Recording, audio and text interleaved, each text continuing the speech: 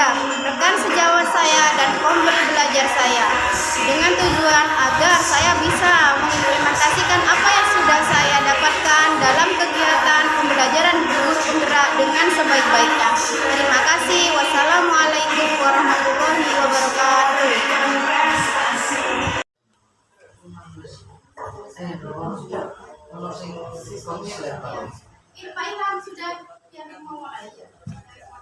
Assalamualaikum warahmatullahi wabarakatuh.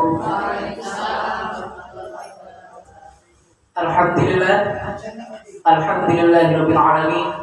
Wassalatu wassalamu ala asrofil anbiya'i wal mursalin wa ala alihi washabihi ajma'in. Rabbi shrah li sadri wa yassir li amri wahlul 'uqdatam min lisani yafqahu qawli. Amma ba'd. Yang terhormat kepada Ibu Kepala Sekolah SD Tutup 3, Ibu Markesta Setiawati, dan juga kepada yang terhormat kepada seluruh kepala sekolah yang telah hadir, dan juga kepada seluruh dewan guru dan seluruh tamu undangan yang saya hormati dan tidak bisa saya sebutkan satu persatu. Pertama-tama, marilah kita panjatkan puji syukur atas kehadiran Allah Subhanahu wa taala, yang mana atas rahmat dan hidayahnya kita bisa berkumpul dengan keadaan sehat walafiat pada siang hari ini. Kedua kalinya, salawat ma'asalam semoga tetap tercurahkan kepada junjungan kita Nabi besar Muhammad Sallallahu Alaihi Wasallam, karena berkat beliaulah kita bisa terangkis dari zaman jahiliyah menuju alam yang Islamnya, yaitu Adinul Islam wal Iman.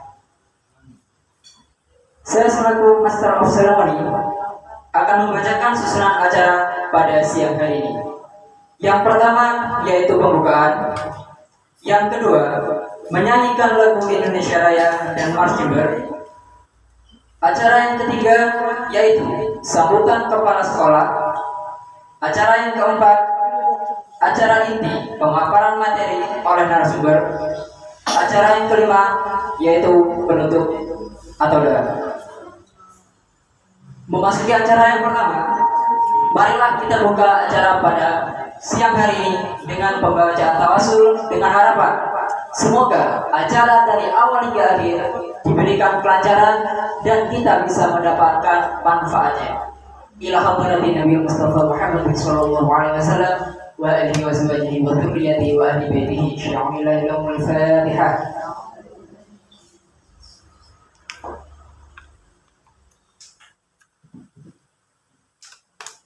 Memasuki acara yang kedua, yaitu menyanyikan lagu Indonesia Raya dan Marching Band. Hadirin dimohon untuk berdiri.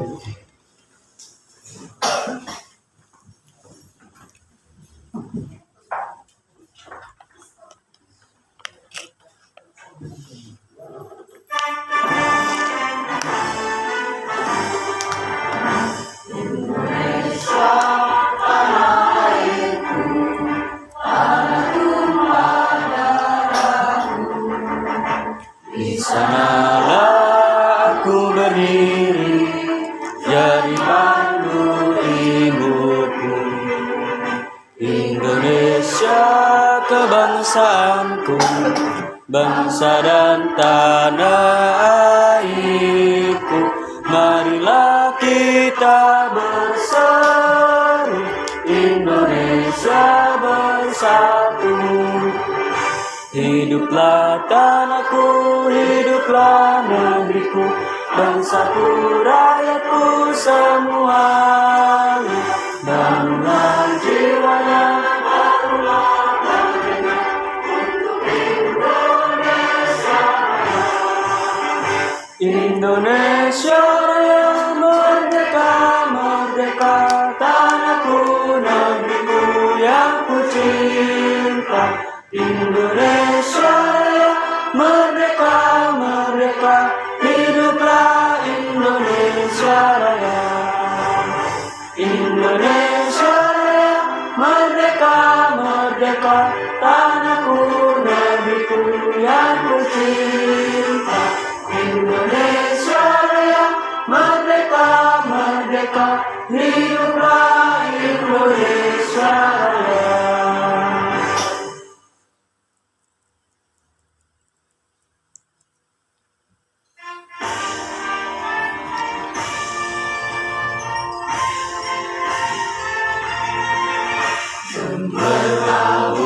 Kabupaten Jember, marilah kita bersatu, wujudkan Pancasila, Bhinneka Tunggal Ika, hingga kita bersama. Jember, Kabupaten Jember, kita dibesarkan jadi orang kuat. Kami siap berkorban sepenuh jiwa raga, majulah Jember Jawa Timur. Mari bangkitkan semangat, jadikan Jember jujur bermartabat, makmur dan sejahtera. Kabupaten Jember.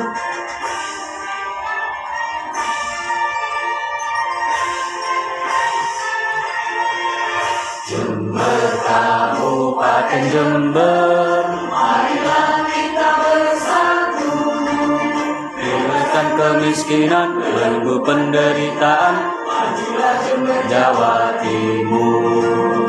Mari bangkitkan semangat, jadikan Jember jujur bermartabat, makmur dan sejahtera. Kabupaten Jember, mari bangkitkan semangat, jadikan Jember jujur bermartabat, makmur dan sejahtera. Kabupaten Jember, Kabupaten Jember, semangat Kabupaten Jember.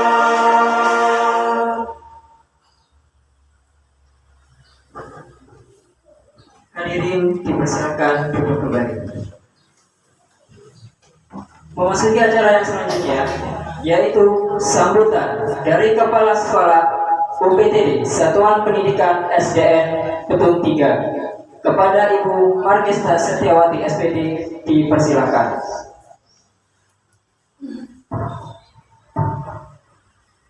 Assalamualaikum warahmatullahi wabarakatuh. Waalaikumsalam warahmatullahi wabarakatuh. Yang saya hormati Kepala Sekolah Kecamatan Geltansari, Bapak, Ibu Guru, Dewan Guru, dan para undangan yang saya hormati.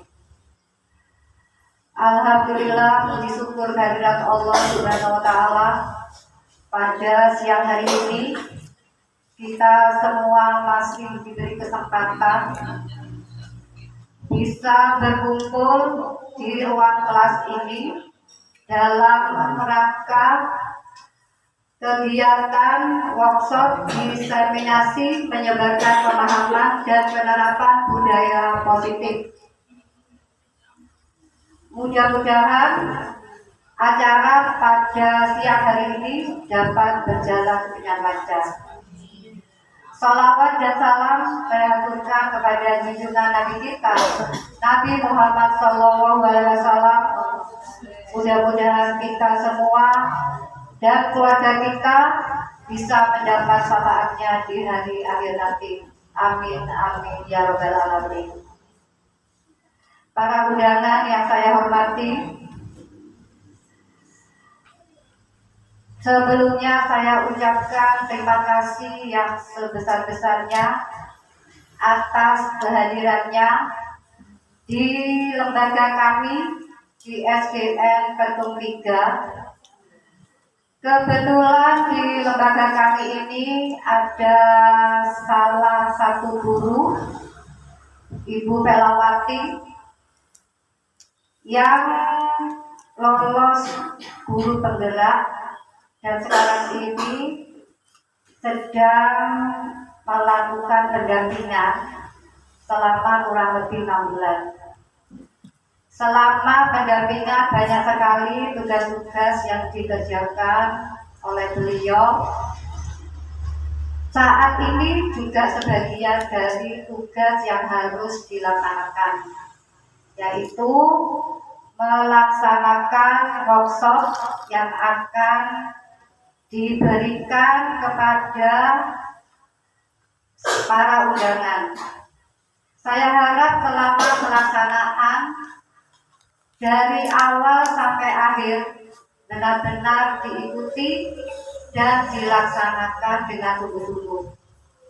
Khususnya bagi Bapak dan Ibu guru yang belum lolos atau belum mengikuti seleksi guru penggerak pada kesempatan hari ini, kesempatan yang baik ini dengan berbagi ilmu, ya, jenengan semua benar-benar diikuti, dan nantinya pada saat jenengan terjaring, jenengan sudah tahu sedikit dapat pengalaman yang sudah diberikan oleh Bu Bella nanti. Saya tidak akan panjang lebar karena waktunya nanti sudah lama yang ada oleh Bu Bella.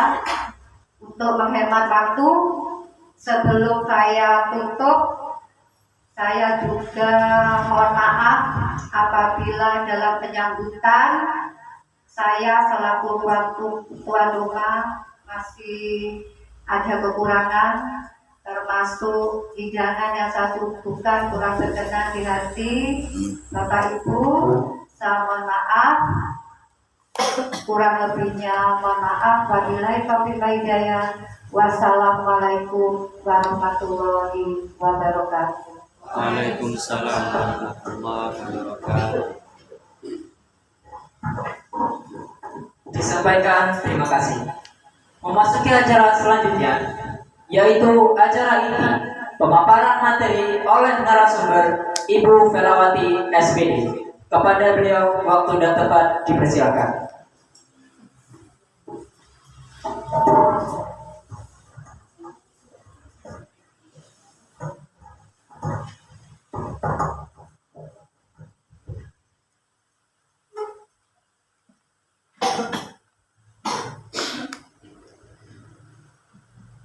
Mohon izin kita, saya berdiri ya.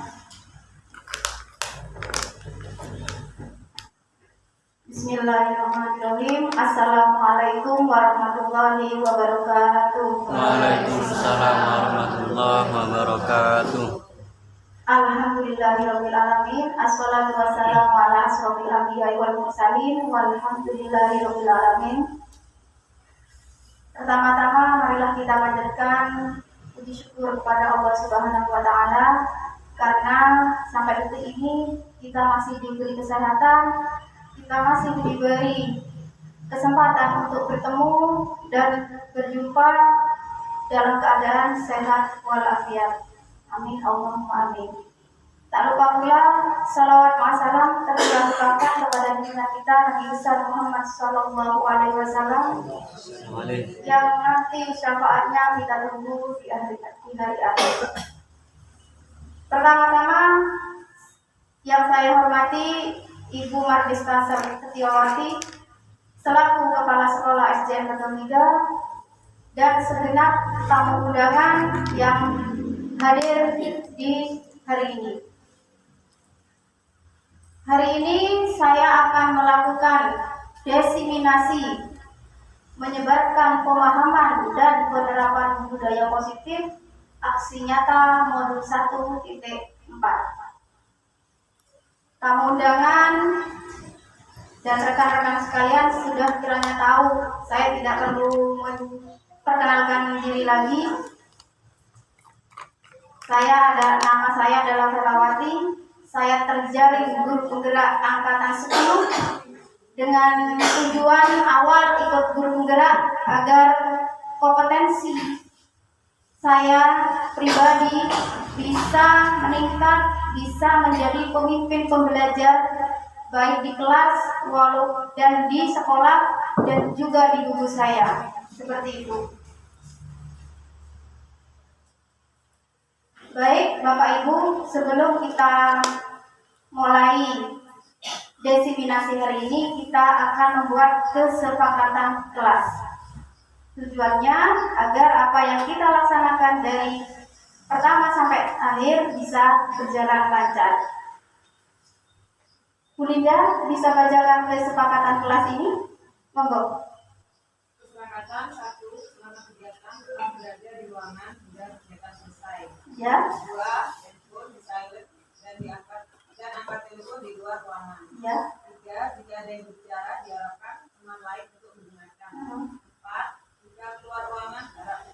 Oke, itu adalah kesepakatan kegiatan hari ini. Bagaimana Bapak Ibu? Sepakat?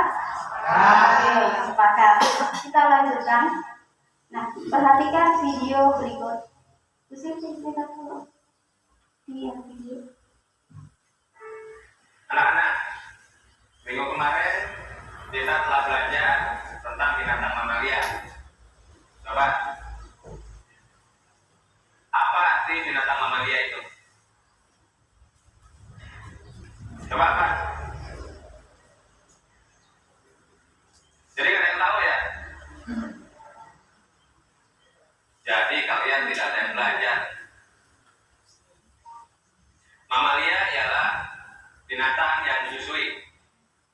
Anak-anak, kali ini kita akan belajar tentang benda hidup dan benda tak hidup. Seperti yang kalian ketahui, di dunia ini banyak sekali benda-benda. Ada benda hidup dan ada benda tak hidup. Benda yang tidak hidup, contohnya matahari. Coba cari bos. Bulan, bintang, batu,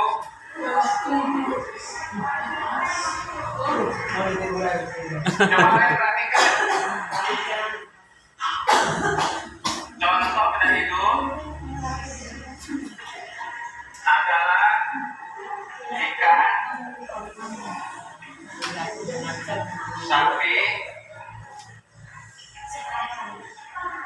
ayam,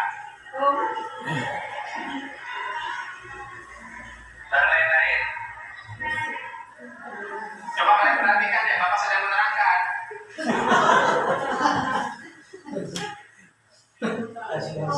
Coba Johan, apa arti binatang mamalia?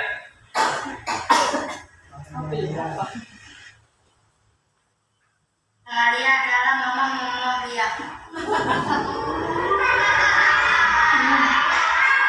Kamu tidur aja sih. Coba, Abi, apa arti binatang mamalia? Bapak mamalia.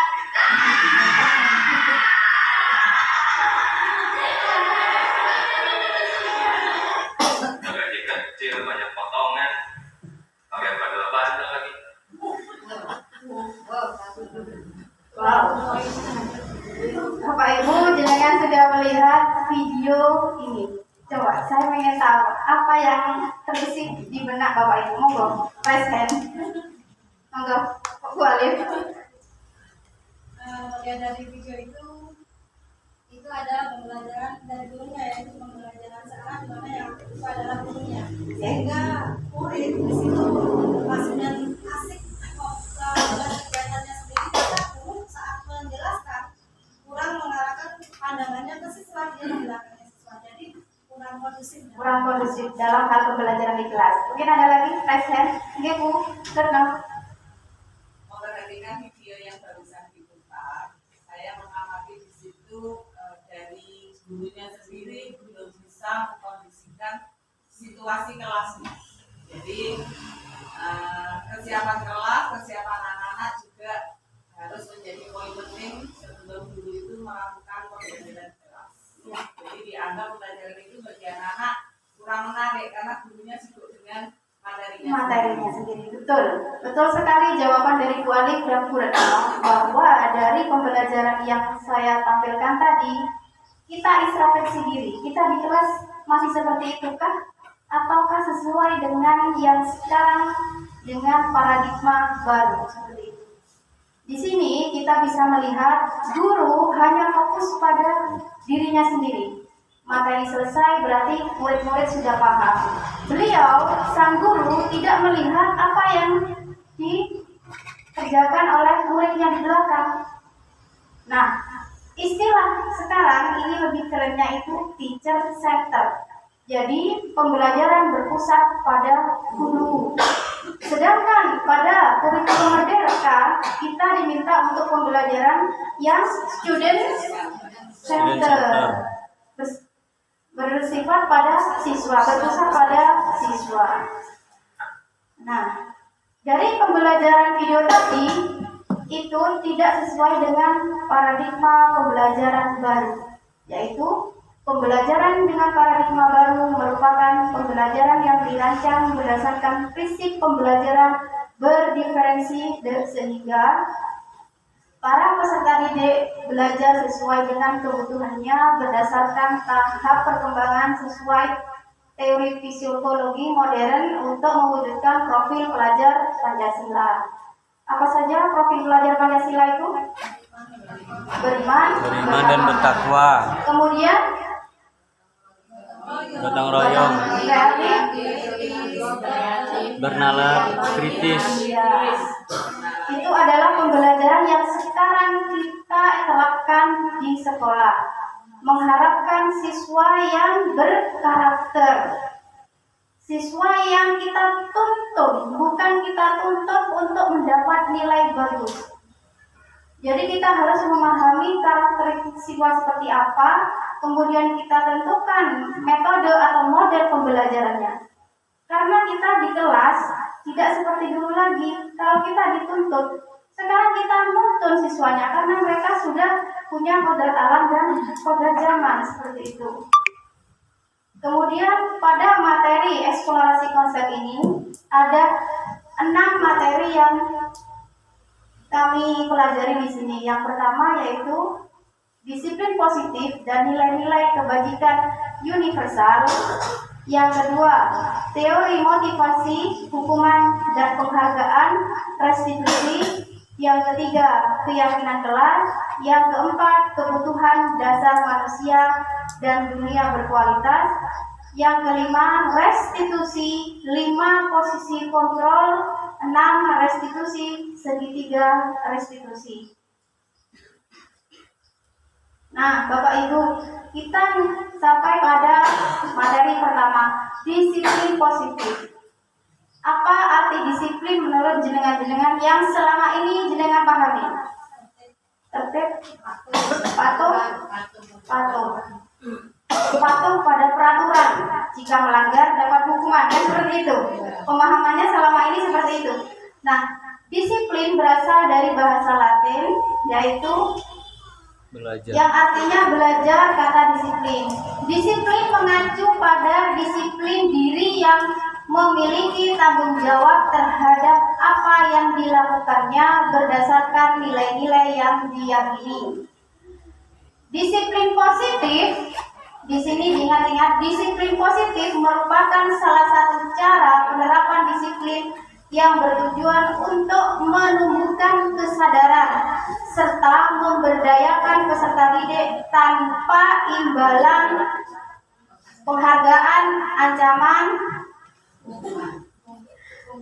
Di sini artinya disiplin positif itu artinya ada kesadaran dari diri kita selaku pendidik dan siswa bahwa disiplin itu benar-benar kita tumbuh dari diri kita sendiri, bukan karena takut ke guru, bukan karena hukuman dan sebagainya.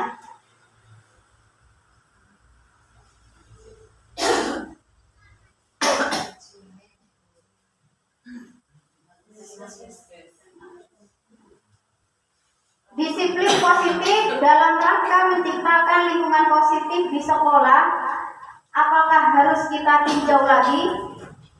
Terutama kita guru kelas, apakah di kelas disiplin yang sudah kita terapkan di kelas itu sudah sesuai? Apakah harus dirubah? Atau di skala besar di sekolah, disiplin yang sudah dibuat apakah sudah sesuai? Apakah imbasnya ke siswa sudah sesuai? Nah, itu yang perlu kita introspeksikan. Kemudian di sini kita lanjut, setelah ada disiplin, tentunya seseorang mempunyai keyakinan. Keyakinan apa yang dia miliki tentunya tidak boleh direbut dengan orang lain, karena dia punya keyakinan itu. Misal saya punya barang, barang itu tidak mungkin saya berikan ke orang lain dengan cuma-cuma seperti itu. Nah, di sini saya ada games, ada A dan B, Anda dan teman Anda. Nah, saya akan bagikan kertas, jenengan tulis satu benda yang menurut jenengan paling berharga. Apa?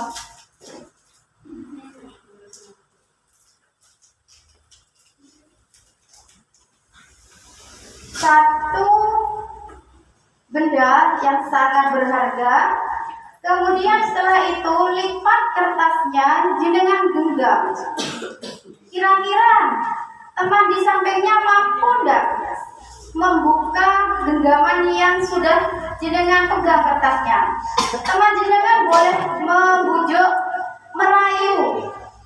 Karena kalau kita sudah merasa itu milik kita dan berharga, kita tentunya akan menjaganya dengan baik-baik. Monggo Bapak Ibu ditulis satu benda yang sangat berharga dalam hidup jenengan.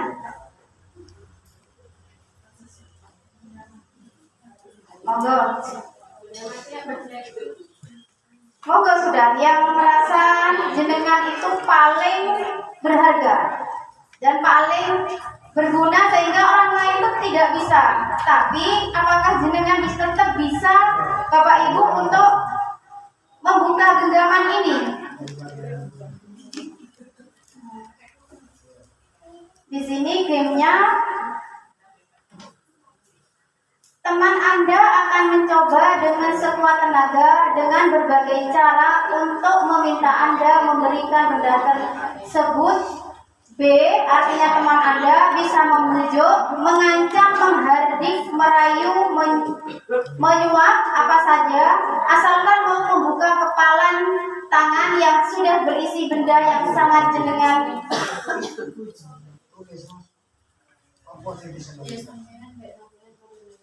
Sudah? Ada yang mau maju?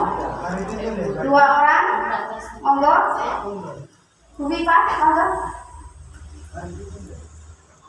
Saya butuh satu lagi. Bu Viva punya satu benda di tangannya, oke? Digenggam. Nah, digenggam. Monggo. Siapa yang bisa merayu Bu Viva agar bisa mau membuka genggamannya ini? Pak bulu nak sing maju.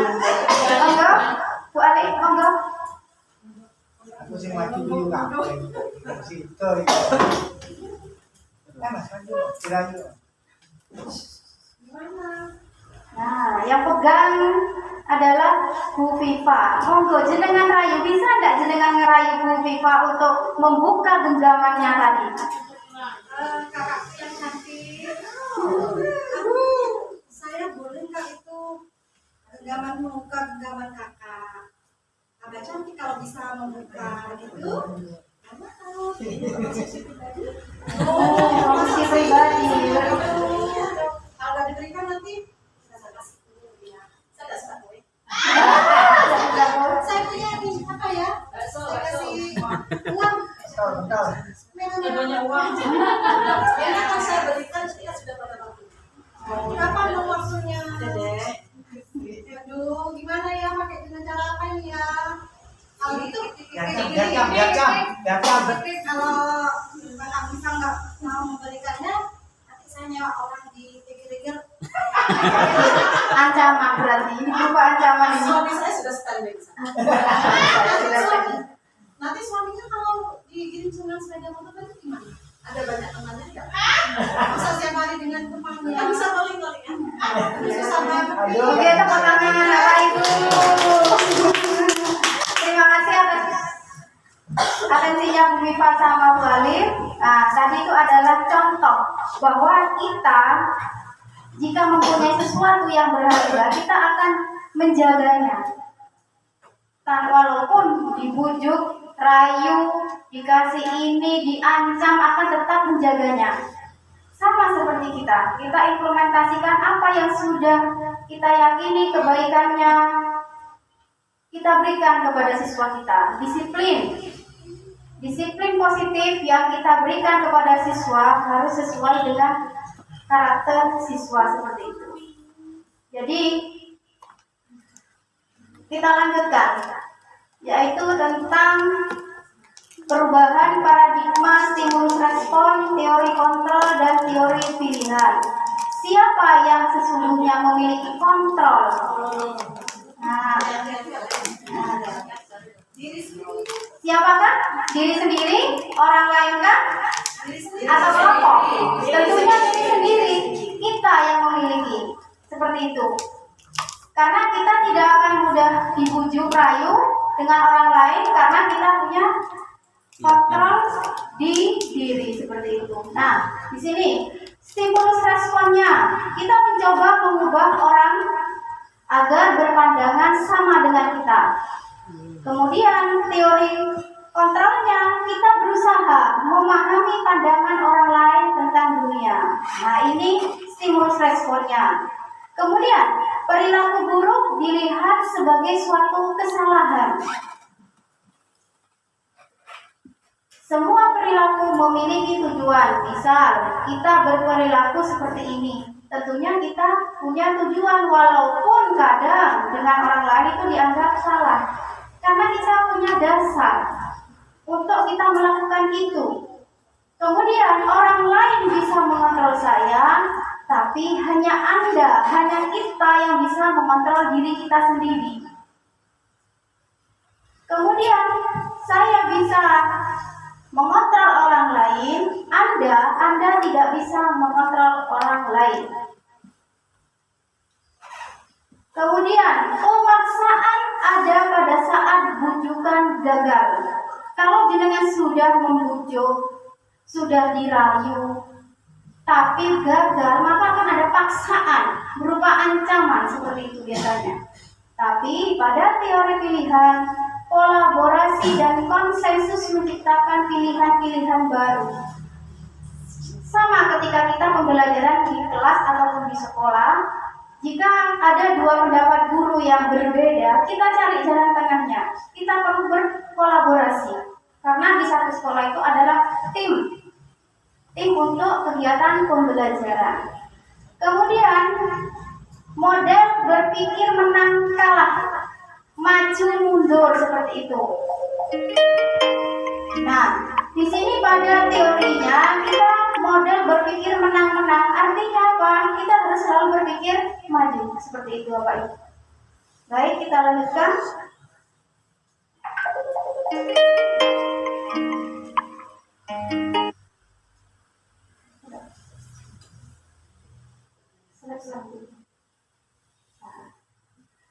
Pada stimulus respon tadi tentunya mengandung nilai-nilai yang disebut nilai kebajikan universal. Apa itu nilai-nilai kebajikan universal? Nilai-nilai kebajikan adalah sifat-sifat positif manusia yang merupakan tujuan mulia yang ingin dicapai setiap individu. Nilai-nilai tersebut bersifat universal dan lintas bahasa, suku bangsa, agama maupun latar belakang. Nah, salah satu nilai universal yang ada yaitu yang pada profil pelajar Pancasila. Beriman, bertakwa kepada Tuhan Yang Maha Esa dan berakhlak mulia, mandiri, bernalar kritis, berkebinekaan global, bergotong royong, dan kreatif. Nah, ini adalah contoh-contoh nilai kebajikan. Nah, ini adalah nilai kebajikan pada profil pelajar Pancasila. Ini adalah pada primary yes program. Ini adalah program pendidikan juga ada pada keterampilan guru. Yang kedua, teori motivasi, hukuman dan penghargaan restitusi. Nah, ada teori motivasi perilaku manusia yaitu ada 3. Motivasi eksternal, motivasi internal dan eksternal. Ya, maaf guys, salah ketik ini. Nah, dari pengertian hukuman, konsekuensi dan restitusi, hukuman yaitu tidak terencana. Artinya jika kita di kelas ada anak rame, langsung diperingatkan sampai 2 atau 3 kali kita memberi hukuman. Anak-anak tidak mengerjakan tugas langsung diberi hukuman, lari atau menulis 100 kali. Nah, itu adalah berupa hukuman. Murid-murid tidak tahu apa yang akan terjadi atau tidak dilibatkan. Bersifat satu arah, artinya hanya pada satu orang. Kemudian biasanya berupa hukuman fisik dan psikis. Kemudian konsekuensi terencana dan disepakati sesuai aturan. Murid dibuat tidak nyaman, sikap guru selalu memonitor murid. Biasanya konsekuensi ini kita minta tanggung jawab. Misal, anak-anak di kelas 6 bermain bola tanpa sepengetahuan saya di jam istirahat di kelas. Kemudian bola mereka menendang kena jam dinding, maka secara tidak langsung mereka, ayo apa ini, biar guru tidak marah. Biasanya mereka tuh langsung mencari mengganti. Nah, cara mereka itu ini adalah yang disebut dengan konsekuensi. Mengganti jam dinding yang pecah itu dengan jam dinding mereka, entah bagaimana caranya, entah urunan dan sebagainya. Kemudian ada restitusi. Proses menciptakan kondisi bagi murid untuk memperbaiki kesalahan. Proses kolaboratif yang mengajarkan pada murid untuk mencari solusi sendiri. Berarti di restitusi ini kita mencari, apa istilahnya ini? Menciptakan kondisi sehingga siswa itu mampu memperbaikinya, seperti itu. Nah, di sini ada beberapa tindakan guru. Tindakan guru apakah termasuk hukuman atau konsekuensi? Mencatat 100 kali di dalam buku kalimat saya tidak akan terlambat lagi karena terlambat ke sekolah. Hukuman apa konsekuensi? Kemudian lari mengelilingi lapangan basket 2 kali karena terlambat hadir di sekolah. Murid diminta untuk push up 15 kali karena tidak menggunakan masker ke sekolah. Kemudian menggantikan kertas tugas teman yang telah dicoret-coret. Kemudian membersihkan tumpahan air di meja tulis karena tersenggol pada saat belajar. Langsung ditarik. Murid disuruh untuk mengenakan sepatu seharian di sekolah karena tidak mengenakan sepatu hitam. Hukuman apa konsekuensi? Hukuman. Lari mengelilingi lapangan basket 2 kali karena terlambat 10 menit untuk pembelajaran PJOK. Jadi paham ke bedanya hukuman dengan konsekuensi.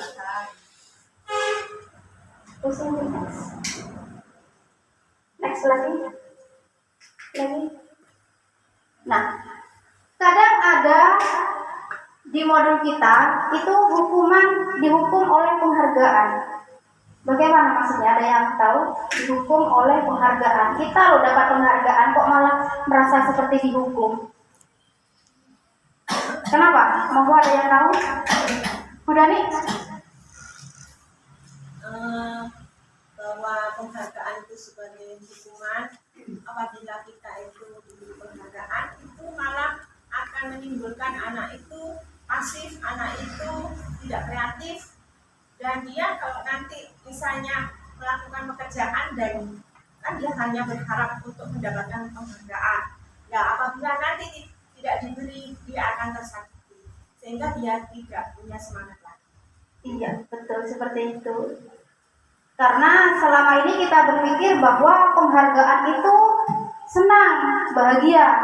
Nah, dihukum oleh penghargaan itu pengaruhnya berupa jangka pendek dan jangka panjang.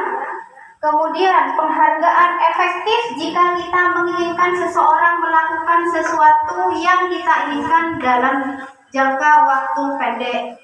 Kemudian, jika kita menggunakan penghargaan lagi dan lagi, maka orang tersebut akan bergantung pada penghargaan yang diberikan, serta kehilangan motivasi dari dalam. Jadi artinya dia tidak ada motivasi dari dirinya, intrinsipnya.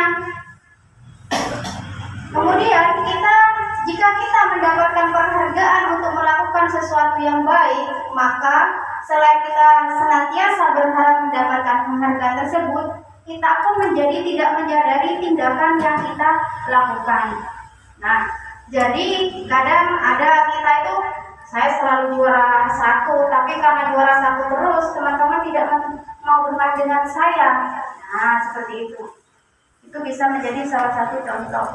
Kemudian, penghargaan juga dikatakan tidak efektif. Suatu penghargaan adalah suatu benda atau peristiwa yang diinginkan yang dibuat dengan pernyataan hanya jika Anda melakukan ini, maka Anda akan mendapat penghargaan yang diinginkan.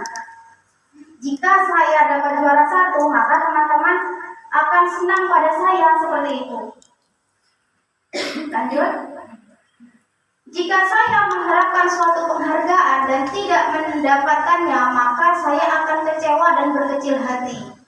Serta kemungkinan lain kali saya tidak akan berusaha sekeras sebelumnya. Selanjutnya, jika kita memberikan seseorang suatu penghargaan untuk melakukan sesuatu, maka kita harus terus-menerus memberikan penghargaan itu. Jika kita ingin orang tersebut meneruskan perilaku yang kita inginkan. Kemudian orang yang berusaha berhenti merokok atau orang yang berusaha diet, menguruskan badan bila diberikan penghargaan hampir pasti tidak berhasil. Jadi penghargaan itu adalah seperti pujian, tapi lama-kelamaan akan seperti bukan penghargaan, seperti dihukum, seperti itu. Nah, kita lanjut ke restitusi. Apa itu restitusi? Kita sudah sering mendengar hukuman, penghargaan, konsekuensi. Ini ada lagi restitusi. Restitusi adalah proses menciptakan kondisi bagi murid untuk memperbaiki kesalahan mereka, sehingga mereka bisa kembali pada kelompok mereka dengan karakter yang lebih kuat. Restitusi juga merupakan proses kolaboratif yang mengajarkan murid untuk mencari solusi untuk masalah mereka dan membantu murid berpikir tentang orang seperti apa yang mereka inginkan dan bagaimana mereka harus memperlakukan orang lain. Ini menurut Jim Gosen 2004. Jadi restitusi itu adalah usaha murid untuk memperbaiki kesalahan mereka. Nah, ini ada 9 ciri restitusi. Yang pertama, bukan untuk menebus kesalahan. Kalau yang konsekuensi kan berusaha memperbaiki. Bukan menebus kesalahan, namun untuk belajar dari kesalahan. Jadi saya sudah melakukan kesalahan ini. Nah, bagaimana saya memperbaikinya? Nah, itu adalah restitusi. Kemudian kedua, memperbaiki hubungan. Yang ketiga, tawaran, bukan paksaan. Kemudian yang keempat, restitusi menuntut untuk melihat ke dalam diri. Restitusi mencari kebutuhan dasar yang mendasari tindakan. Yang keenam, restitusi diri adalah cara yang paling baik. 7. Restitusi fokus pada karakter bukan tindakan. 8. Restitusi fokus pada solusi. 9. Restitusi mengembalikan murid yang berbuat salah pada kelompoknya. Nah, Bapak Ibu, kita bisa mengimplementasikan dari restitusi ini dalam kegiatan pembelajaran kita. Kita bukan hanya memberi hukuman, karena kalau terus-terus kita memberi hukuman kepada siswa, maka akan senang di memori mereka kalau guru A ini selalu memberi hukuman, hingga akhirnya ada rasa ketidaksukaan walaupun itu terpendam. Nah, Lanjut. Hubungan motivasi dengan disiplin positif dan budaya sekolah. Tujuan disiplin positif di sekolah mewujudkan budaya sekolah yang nyaman dan senang untuk belajar siswa.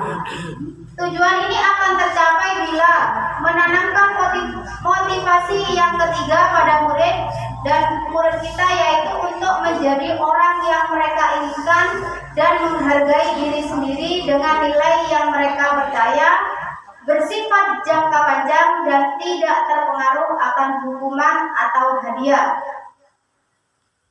Dan mereka akan berperilaku baik dengan berlandaskan pada nilai-nilai kebajikan dengan menjunjung tinggi nilai-nilai yang mereka hargai.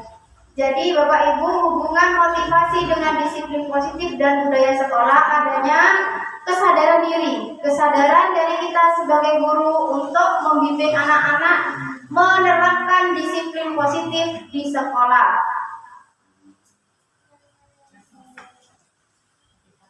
Yang ketiga, keyakinan kelas. Keyakinan kelas ini hampir sama dengan kesepakatan kelas, yaitu kita ambil dari kegiatan setiap hari yang kita lakukan di kelas. Mengapa keyakinan kelas? Mengapa tidak peraturan kelas saja? Mengapa kita memiliki peraturan harus menggunakan helm ketika kita naik sepeda? Sama di sekolah. Kenapa kita harus memakai baju seragam yang lengkap? Nah, seperti itu.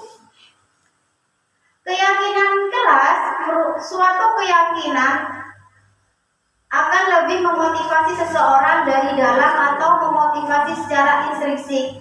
Jadi keyakinan kelas itu bisa kita lakukan ketika kegiatan pembelajaran akan dilaksanakan. Artinya setelah berdoa, anak-anak, mari kita buat keyakinan kelas agar kegiatan pembelajaran ini kita bisa berjalan dengan lancar. Nah, ketika ada 1 atau 2, 3 siswa melanggar, maka temannya yang akan menegur, kamu melanggar ini. Jadi saling mengingatkan. Intinya seperti itu keyakinan kelas ini. Nah, di sini ada ciri-ciri keyakinan kelas. Yang pertama, bersifat lebih abstrak daripada peraturan yang lebih rinci dan konkret. Yang kedua, keyakinan kelas berupa pernyataan universal yang dibuat dalam bentuk kalimat positif. Kemudian yang ketiga, keyakinan kelas tidak dibuat dalam jumlah banyak sehingga mudah diingat dan dipahami oleh semua warga kelas. Jadi keyakinan kelas itu bisa dibuat dalam 5 kalimat yang kiranya anak-anak itu ingat.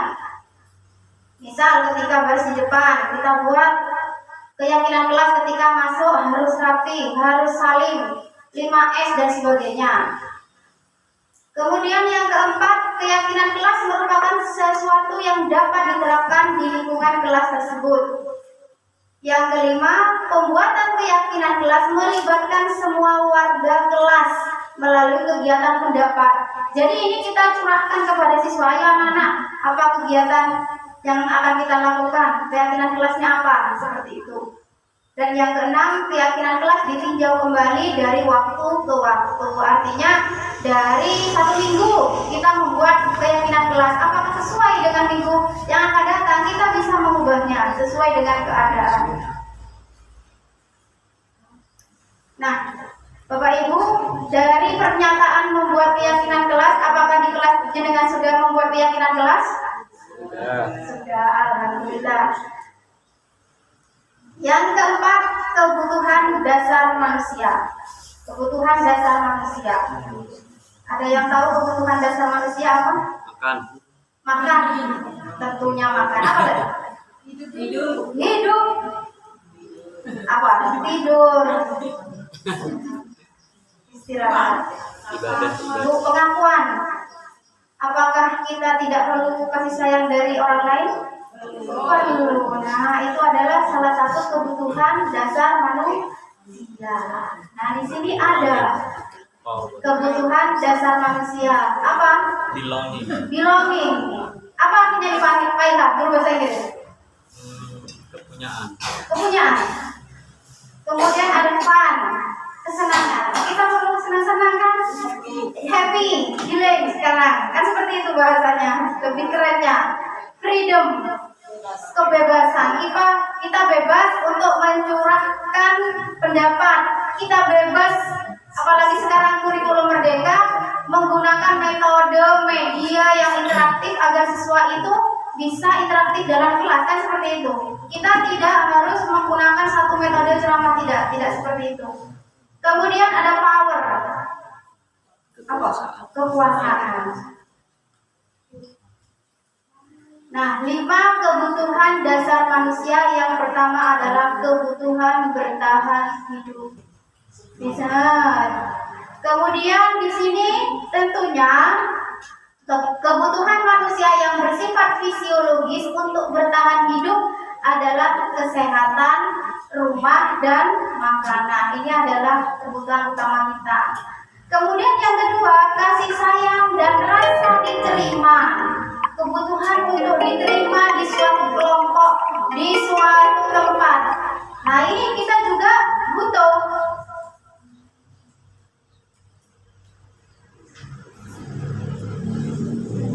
Yang ketiga yaitu penguasaan, kebutuhan pengakuan dan kemampuan. Ada yang paham maksudnya ini kebutuhan pengakuan, bahwa kita perlu bagaimana ini Bapak Ibu? Diakui bahwa kita itu mampu bisa melaksanakan, seperti itu kan. Kemudian yang keempat, kebebasan, kebutuhan akan pilihan. Artinya kita itu tidak dipaksakan, kan seperti itu. Jadi kita memilih sesuai dengan apa yang kita yakini, tanpa dipengaruhi orang lain. Yang kelima yaitu kesenangan, kebutuhan untuk merasa senang. Yang kelima yaitu restitusi 5 posisi kontrol. Nah, di sini ada 5 posisi yang dikembangkan oleh Binhusen. Jadi yang pertama yaitu pembuat rasa bersalah. Kadang kita di kelas, contoh si A, kamu ini tidak mengerjakan PR, padahal guru sudah begini. Jadi anak itu merasa bersalah. Ini biasanya kita lakukan di kelas. Kemudian kita juga bisa menjadi teman buat murid kita. Contoh saya di kelas 6. Kalau kelas 6 zaman sekarang itu beda dengan zaman kita. Sekarang itu rasanya harus mendekati seperti teman. Ada waktunya kita serius, ada waktunya kita menjadi teman. Contoh, kadang mereka tidak terbuka dengan apa yang terjadi di rumah. Akhirnya kegiatan pembelajaran di kelas terpengaruh, diam, merenung. Nah, kita bisa memposisikan kita sebagai teman. Kemudian ada pemantau. Kita lihat apa kegiatan yang mereka lakukan. Kita memantau. Kemudian ada manajer. Kita mengolah kelas kita seperti apa. Dan yang terakhir mungkin penghukum. Biasanya kita selalu memberi hukuman kepada murid kita jika sudah tidak mengerjakan PR, sudah tidak melaksanakan peraturan. Nah, ini kita pegang 5 posisi ini. Nah, di sini ada penjelasan dari penghukum. Seseorang menghukum bisa menggunakan hukuman fisik maupun verbal. Fisik biasanya kalau kita dulu, zaman dulu dijewet, dijewer, mungkin seperti itu. Kadang verbal kita menggunakan kata-kata yang kurang tepat. Nah, selanjutnya orang-orang yang menjalankan posisi penghukum senantiasa mengatakan bahwa sekolah memerlukan sistem atau alat yang dapat lebih menekan murid-murid lebih dalam lagi. Guru seperti ini senantiasa percaya hanya ada satu cara agar pembelajaran bisa berhasil, dengan memberi hukuman dengan cara contoh, patuhi aturan saya atau awas. Nah, kita sering masih menggunakan seperti ini. Kalau kamu tidak mengerjakan PR, guru keluarkan. Nah, itu termasuk dari hukuman. Kita sering hampir setiap hari melakukannya karena kita tidak dengan ini. Nah, lanjut, membuat rasa bersalah. Contoh kata-kata yang sering kita gunakan, ibu sangat kecewa sekali dengan kamu. Sudah diingatkan potong rambut, tidak potong rambut. Ibu sangat tidak suka. Jadi anak-anak itu merasa, iya aku tadi sudah dibilangin. Nah, ini merupakan pembuat rasa bersalah. Kemudian teman. Nah, di sini kita bisa memposisikan teman. Misalnya contoh, ada guru kelas. Guru kelasnya itu tidak datang di kelas karena rapat atau sebagainya. Kemudian ada guru pengganti.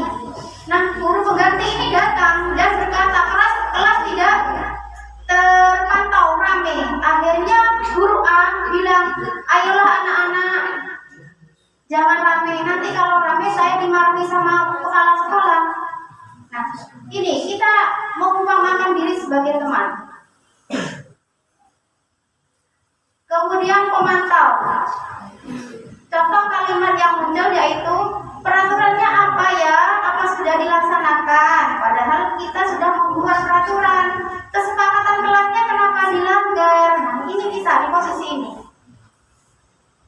Kemudian manajer. Nah, contoh kalimat yang sering muncul, apa yang kita yakini anak-anak setelah membuat kesepakatan kelas, seperti itu. Maka di sini kita memposisikan diri sebagai manajer. Yang keenam adalah segitiga restitusi. Nah, segitiga restitusi adalah suatu proses dialog yang dijalankan guru atau orang tua agar dapat menghasilkan murid yang mandiri dan bertanggung jawab. Jadi, restitusi itu adalah usaha kita memperbaiki.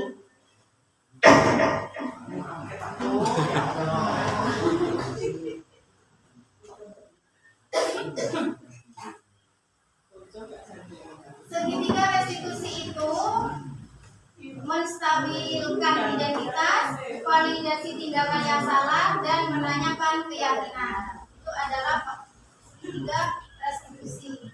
Nah, kalimat yang digunakan adalah berbuat salah itu tidak apa-apa, asalkan bisa dibetulkan. Tidak ada manusia yang sempurna. Nah, itu adalah segitiga restitusi. Kemudian yang kedua, sesi kedua, validasi tindakan yang salah. Nah, kalimat yang bisa digunakan adalah padahal kamu bisa melakukan lebih baik dari, lebih buruk dari. Kemudian kamu pasti punya alasan mengapa melakukan hal itu. Ini adalah validasi tindakan. Kemudian yang ketiga yaitu menanyakan keyakinan. Nah, kalimat yang bisa digunakan adalah apa yang kita percaya sebagai kelas atau keluarga, apa nilai-nilai yang sudah kita sepakati, seperti itu. Nah, Bapak Ibu, itu adalah pemaparan dari saya. Mungkin ada pertanyaan atau umpan balik dari materi yang saya sampaikan. Monggo Bapak Ibu.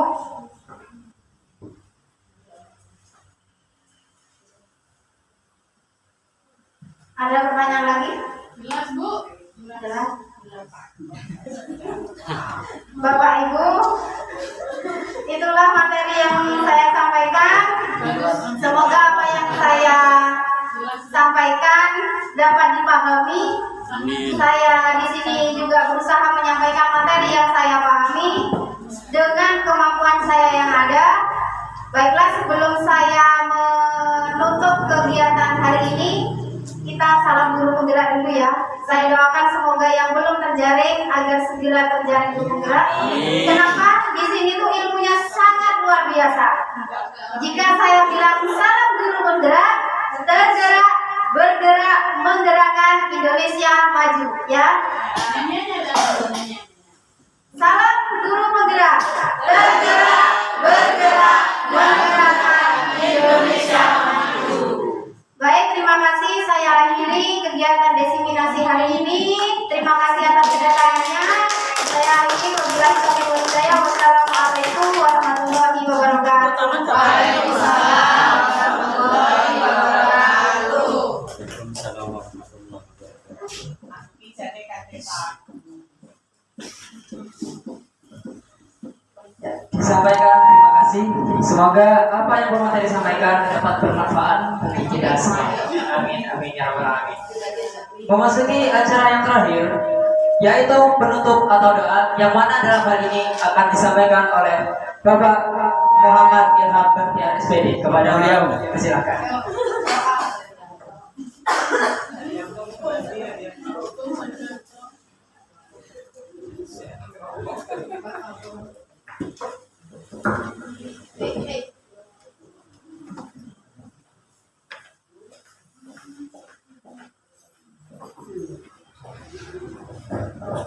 Mari kita akhiri pertemuan ini dengan doa penutup majelis. Subhanakallahumma wa bihamdika asyhadu an la ilaha illa anta astaghfiruka wa atubu ilaik. Rabbana taqabbal minna Rabbana bisirril Fatihah.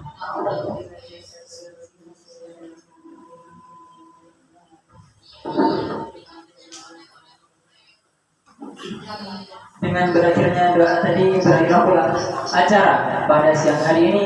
Saya selaku Master of Ceremony, apabila ada kesalahan dari awal hingga akhir, saya mohon maaf yang sebesar-besarnya. Akhirul kalam, wabillahi taufiq wal hidayah. Wassalamualaikum warahmatullahi wabarakatuh. Waalaikumsalam.